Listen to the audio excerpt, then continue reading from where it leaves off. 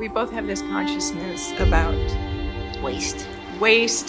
I'm really concerned about the ocean environment. I've been really interested in public art that's been happening in different cities where they're using plastics pulled from the ocean to create enormous sculptures to try to help people become aware of the mess we're creating by using single-use plastics.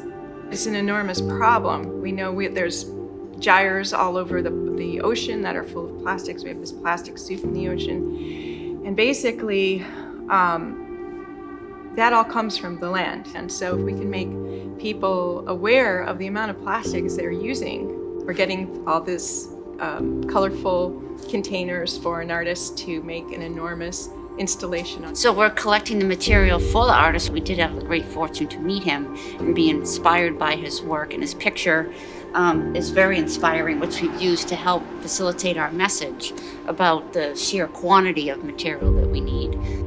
He's estimating he needs about 22 cubic yards, which if you do home clean out or home repair, you order dumpsters that are either 10 or 20 yards.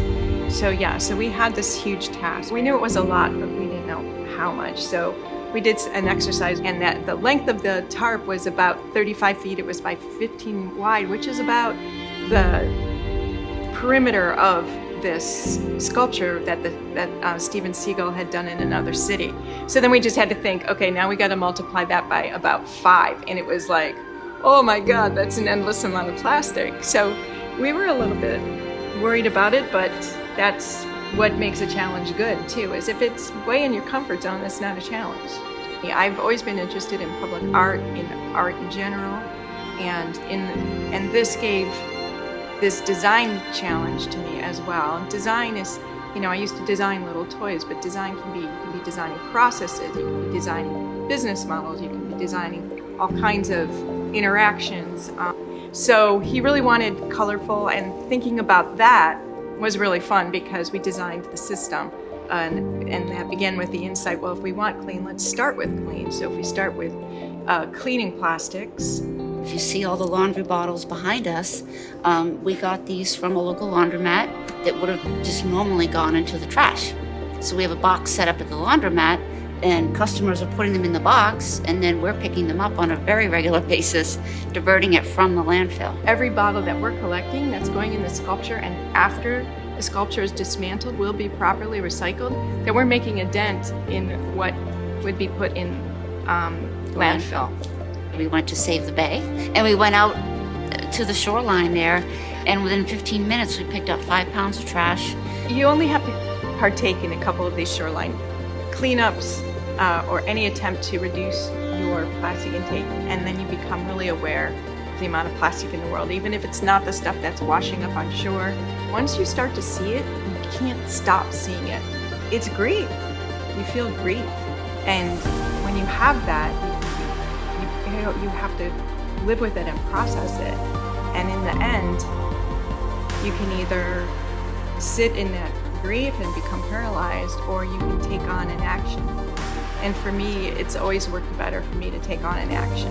We feel that that's all connected, whether you're picking it up on the beach or you're picking it up to wash your hair, whatever, to think about what you are doing with a material that's going to last forever, and then you're going to throw it away. Our hope would be that people would start to become aware of those containers that they're picking up and using. The beauty is asking people to work with us to create it, so be a part of it and divert your plastics. And I don't know how many people now are not going to think of us when they go to do their laundry. I'm concerned about the world that we're leaving behind and other people are going to inherit. But the only power I really have over it is if I do something. And if I do something, then maybe I send out an example. And Bonnie's doing stuff, and she's sending out her messaging and her example. How many thousands of people are going to see that sculpture and think about it and stop and think? And how many corporate people are going to see that? It might change something. So when I have grief, you can either just lie down in it and then you've already lost, or you can let it activate something in you.